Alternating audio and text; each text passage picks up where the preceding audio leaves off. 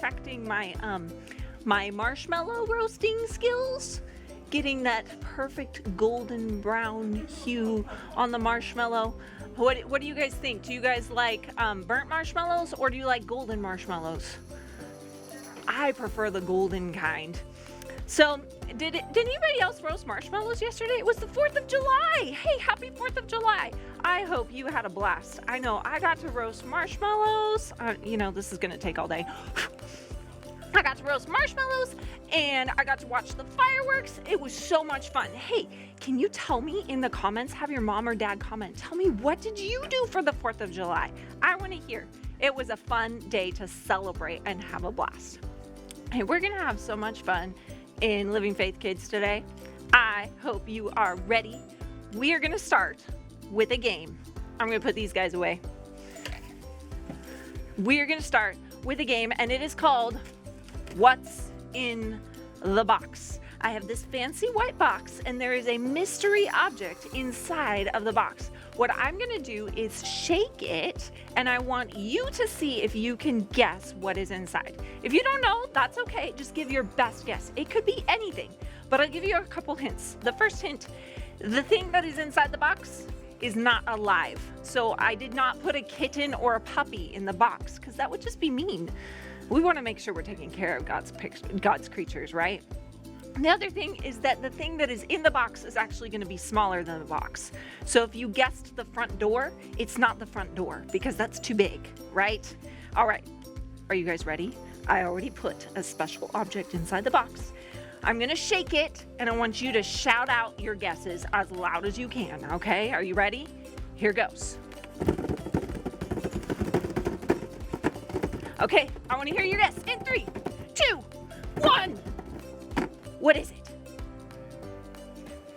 No guesses? Okay, here we go. It is, ta-da! A beach ball. Did anybody guess a beach ball? If you guessed a ball or a beach ball or something that tosses, then you guessed right. Okay, I'm gonna put another object in the box.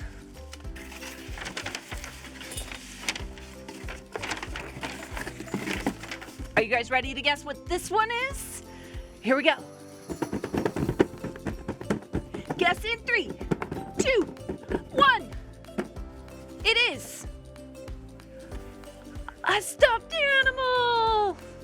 Yes, I did put a pretend puppy in there, just not a live one, because, yeah. Okay.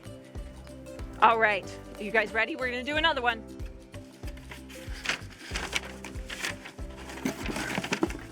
Okay. Here we go. Guess in 3, 2, 1. It is a roll of toilet paper. Yes, because I've heard that we didn't have very much toilet paper. You guys might not have heard about that, but there was a season there where toilet paper was scarce, and I have a roll. Okay, we're gonna do another one. Let me see.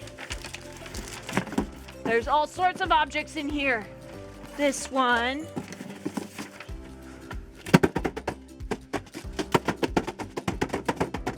What do you think's in there?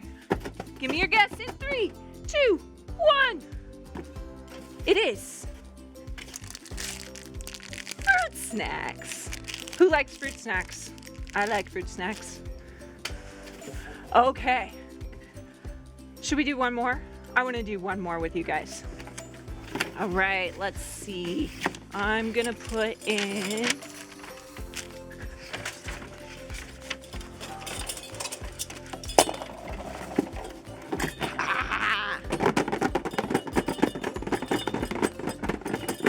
guess in 3, 2, 1. I bet you guys didn't guess this one. This one's kind of tricky.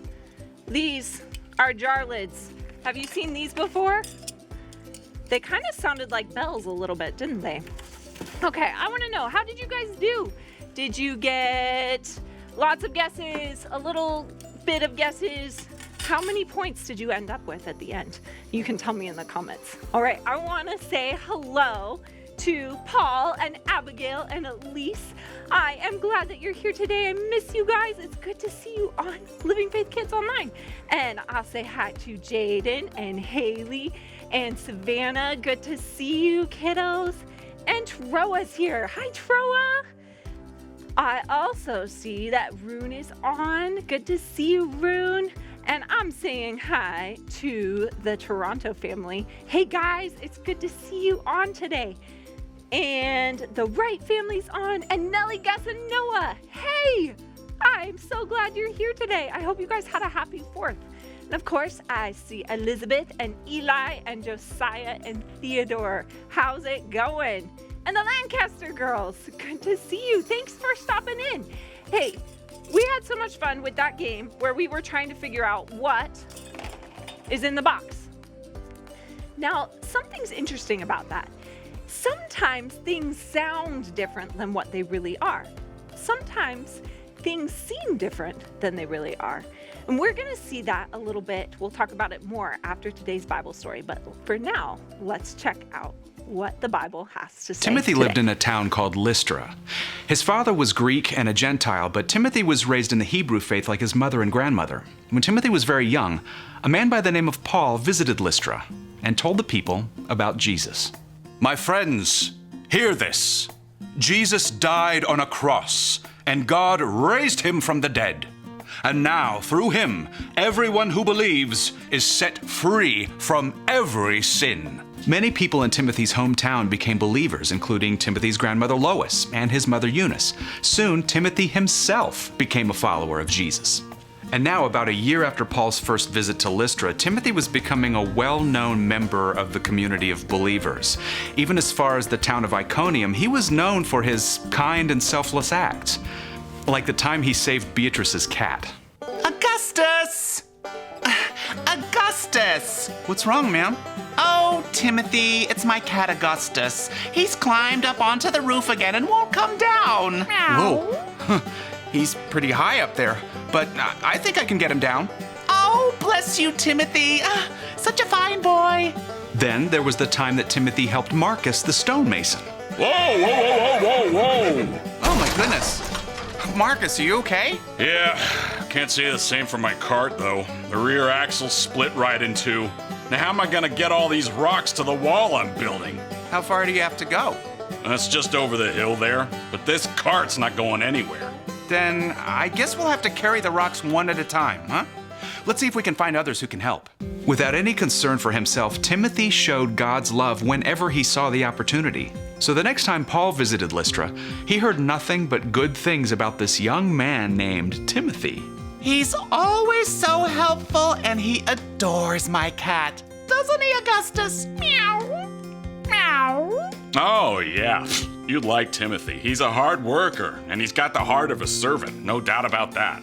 Now, Timothy was happy to serve the Lord right where he was. He didn't expect to leave home. He certainly didn't expect any kind of grand adventure.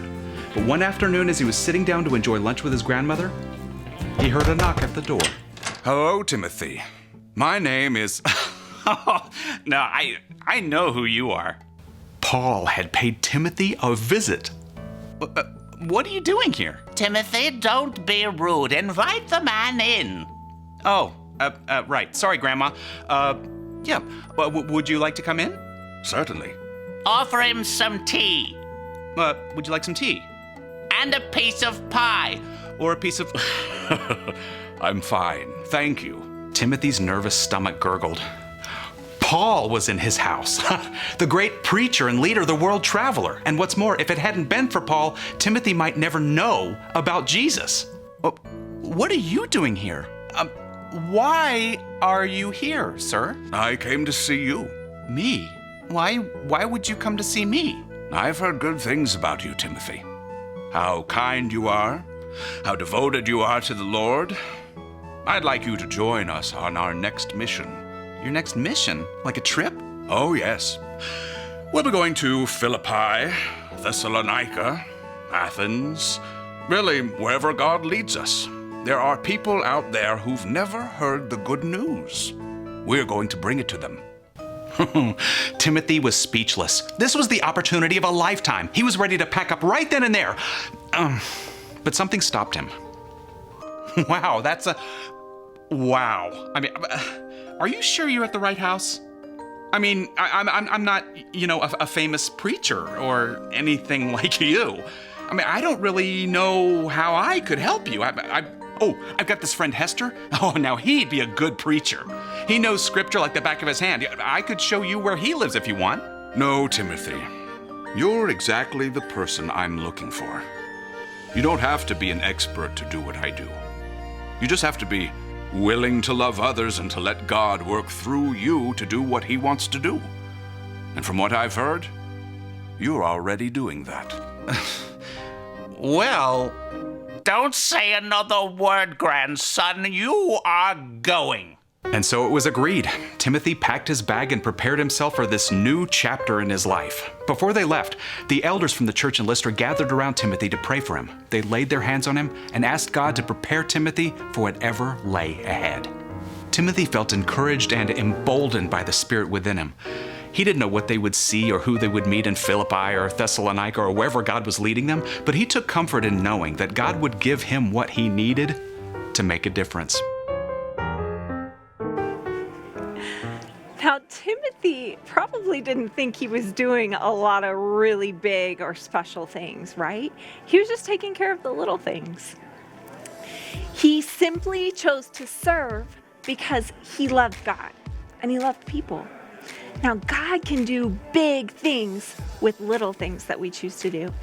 Let me read you a Bible verse. This is actually a letter that Paul wrote to Timothy himself, because when Timothy got older, Paul had him be in charge of a church. And this is something that Paul said to Timothy.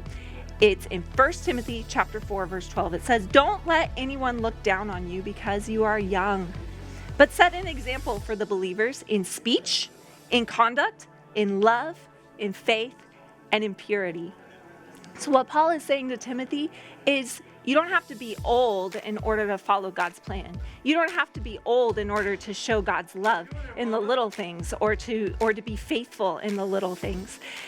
Whatever it is, God has maybe some little things for you that you might not realize. So my question for you today is this: what small things has God given you to take care of? Maybe it's something as small as putting away your socks after you're done wearing them. Or maybe it's putting away your Legos when you're done playing with them. It could be something like helping your brother or your sister, or maybe helping your mom in the kitchen, or maybe your dad doing a special project. Whatever it is, it might not seem like a big thing, but I promise you, God can do big things with the little things. And He calls us to be faithful in the little things. Hey, I hope you are going to join me for church right after this. Let's worship God together and let's listen for His heart in the worship and in the message. He has a special message for you. And I hope you'll come back right here next Sunday. We'll have Living Faith Kids live again. It's going to be a blast. For now, remember, God loves you and He has a big plan for your life.